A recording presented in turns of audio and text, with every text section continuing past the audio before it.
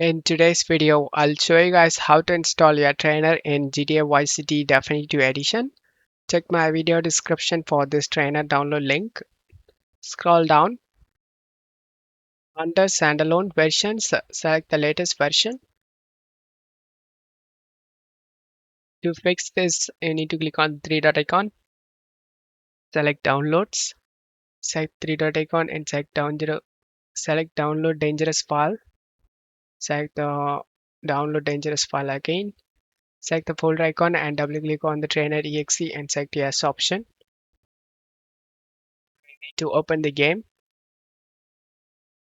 Once you are in game, press the Alt tab and open the trainer. Turn on the cheats you like to use. To show you guys it's working, I'm gonna turn on this car can drive on water. Just select apply option and then minimize this. Get back to the game. I'm gonna jump in the water. To show you guys the cheat is working. I hope this video helped you. If the video helped you, don't forget to leave a like and subscribe. Thank you.